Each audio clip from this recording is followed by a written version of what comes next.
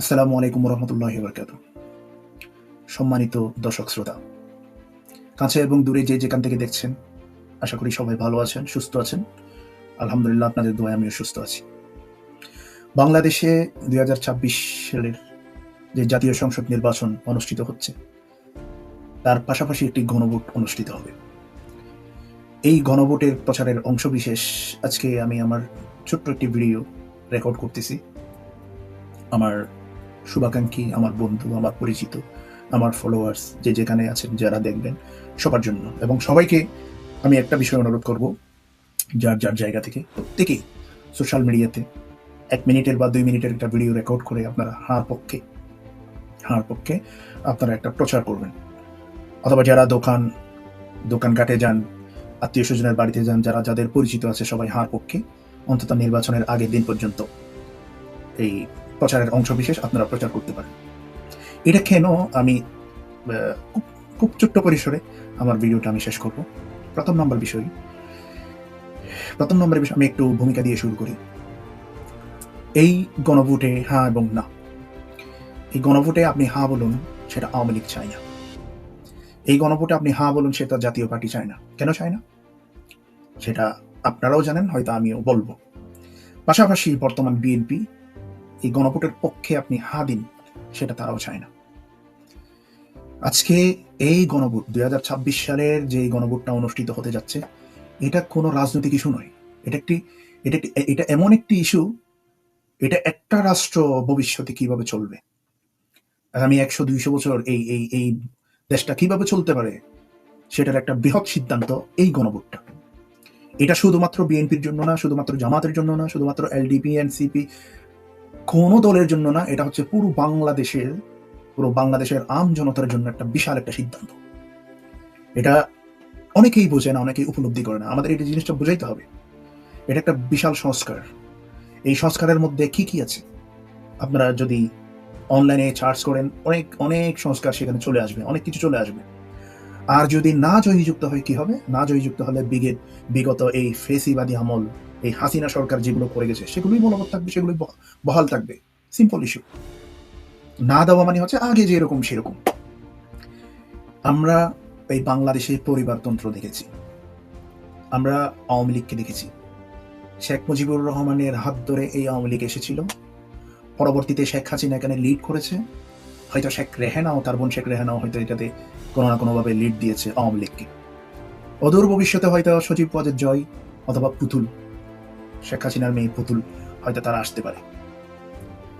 পক্ষান্তরে BNP, president Ziaur রহমানের হাত ধরে এই বিএনপি প্রতিষ্ঠা হয়। পরবর্তীতে সেখানে মরহুমা খালেদা জিয়া এই বিএনপিকে পরিচালনা করেন। বর্তমানে চেয়ারপারসন তারেক রহমান। হয়তো ভবিষ্যতে তার মেয়ে জাইমা রহমান অথবা তার ওয়াইফ জুবাইদা রহমান হয়তো আসতে পারে। এটা একদম পরিষ্কার, সবাই জানে। এটা ক্রমান্বয়ে এইভাবে আসবে। এটা হচ্ছে পরিবারতন্ত্র। এই ক্ষমতাকে একটা পরিবারে সীমাবদ্ধ রাখার যেই সংস্কৃতি, এটাই আমাদের সামনে, আমরা এটাই দেখেছি। সেই জন্য আওয়ামী লীগ তো চায় না, বিএনপিও চায় না। কেন চায় না? তারা এই বিএনপি এবং আওয়ামী লীগ, এই যে পরিবারতন্ত্র যে দলগুলো আছে, তারা জানে, তারা বুঝে, তারা রিয়েলাইজ করে যে আমাদের দল থাকবে, কিন্তু আমাদের নেতৃত্ব বদলাবে না। ক্ষমতা থাকবে, আমাদের নেতৃত্ব বদলাবে না। আমাদের ক্ষমতা থাকবে, কিন্তু আমাদের লাগাম থাকবে না। হ্যাঁ, ভোট কেন এই পরিবারতন্ত্রের জন্য মহা বিপদ? কারণ গণভোটে হ্যাঁ যদি জয়ী হয়, সবচেয়ে যে বড় পরিবর্তন হবে সেটা হচ্ছে প্রধানমন্ত্রী ২ মেয়াদের বেশি থাকতে পারবে না। প্রধানমন্ত্রীর ক্ষমতার সীমা থাকবে অনলি ২ মেয়াদ।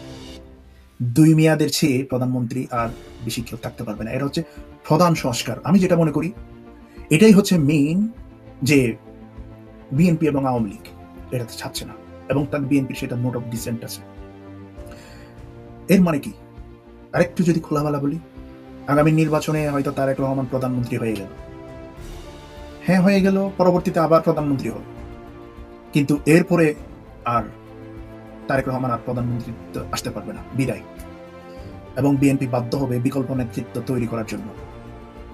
অন্যদিকে যদি আওয়ামী লীগের কথা বলি, আওয়ামী লীগের তো কোনো নাই, ফিউচার নাই। যদিও বা থাকে, শেখ হাসিনা যদি কখনো আসে, তাইলে এটা তার জন্য ইম্পসিবল। হয়তো তার উত্তরসূরি কেউ না কেউ হয়তো আসলেও আসতে পারে। সেই জন্য তারা দুই দল কখনো চায় না হাবুর জয়ী হোক।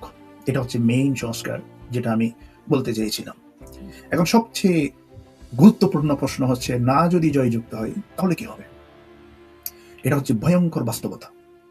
গণভোটে যদি না জয়ী হয় তাহলে রাষ্ট্র ঠিক যেভাবে গত 17 বছর এবং তার আগে থেকেও যে ফেসিবাদী কায়দায় চলছে, যে ফেসিবাদী কাঠামো বর্তমানে বহাল আছে, এই কাঠামোটা বহাল থাকাটার নামই হচ্ছে না। তাহলে আমরা তো এত বড় যে একটা যুদ্ধ হলো, এত বড় একটা বিপ্লব হলো, এত মানুষের রক্ত ঝরলো, এত মানুষ এত মানুষ যে গুম হলো, খুন হলো, হত্যা হলো, তাহলে সংস্কার কি কোনোভাবেই হবে না? সংস্কার হতেই হবে। সেই জন্যই তো হ্যাঁ দেওয়ার মানেই হচ্ছে সংস্কার, আর না দেওয়ার মানে হচ্ছে অতীতের ফেসিবাদী কায়দা, ফেসিবাদী কাঠামো বহাল থাকা। আরেকটু যদি আমি খোলাসা করি বোঝার জন্য, আদালত আগে কিভাবে ছিল? আদালত থাকবে, কিন্তু শাসক যারা থাকবে, বিচারক যারা থাকবে, তারা কিন্তু রাজনৈতিক প্রভাবের অধীনেই থাকবে। যেই দল ক্ষমতায় থাকবে সে যেভাবে বলবে সেভাবে আদালত চলবে, যেমনি ভাবে আগেই চলছিল। নির্বাচন কমিশন সরকারের হাতের পুতুল হয়ে থাকবে, যেভাবে আগে চলছিল সেভাবেই, যদি না জয়যুক্ত হয়। প্রশাসন এই যেভাবেই দল চালাতে চায় সেভাবে চলবে, কারণ প্রশাসনের সবাই জানে, পুলিশ, ডিসি, ইউএনও সবাই বুঝবে আমাদের এই দলের কথা শুনতে হবে, নাইলে আমাদের বদলি হয়ে যাবে, আমাদের বিরুদ্ধে মামলা হবে, নিপীড়ন হবে। সুতরাং এর ফল কি? যেই দল ক্ষমতায় আসবে তারা চাইলে সাবেক স্বৈরাচারী যে আওয়ামী লীগের মতো আবার একটি ফেসিবাদী সরকার, একটি জুলুম নির্যাতন, আবার পুরো জাতি নিষ্পেষিত হবে। সেই জন্য আইন থাকবে কাগজে, কিন্তু বাস্তবে কোনো কিছুই মিল থাকবে না। এই জন্য আমি আহ্বান করব, আপনারা প্রত্যেকেই গণভোটের প্রচারের জন্য খুবই উদ্যোগী হন এবং সবাই গণভোটের প্রচার করুন। আর যদি গণভোট সম্পর্কে কেন না কেন এগুলো যদি বোঝার জন্য প্রয়োজন হয়, আপনারা একটু গুগল সার্চ করুন, আপনারা ইলেকশন কমিশনের যে ওয়েবসাইট আছে সেখানে দেখুন, আপনারা কি সংস্কার আছে সেগুলো দেখুন এবং মানুষদেরকে বলুন। তো আজকে আমি এই পর্যন্তই। আমি সবাইকে অনুরোধ করব, আপনারা পক্ষে থাকুন, পক্ষে বলুন। আমরা অতীতের সেই ফেসিবাদী কায়দা, ফেসিবাদী কাঠামো আমরা সেগুলো চাই না, আমরা পরিবর্তন চাই। এই পরিবর্তনটা খুবই জরুরি, খুবই দরকার। এই পরিবর্তন যারা চায় না তারা আওয়ামী লীগকে পুনরায় নিয়ে আসবে, পুনর্বহাল করবে। আওয়ামী লীগ চায় না জয়ী হোক, বিএনপিও চায় না জয়ী হোক। এটা খুবই দুঃখজনক, এটা হওয়ার কথা না। তো সুতরাং যেখান থেকে দেখছেন সবাই সবার জায়গা থেকে দায়িত্ব পালন করেন, আমার জন্য দোয়া করবেন। সবাইকে অসংখ্য ধন্যবাদ, ভালো থাকবেন, দোয়া রাখবেন। আজকে এইটুকুই। আল্লাহ হাফেজ, আসসালামু আলাইকুম।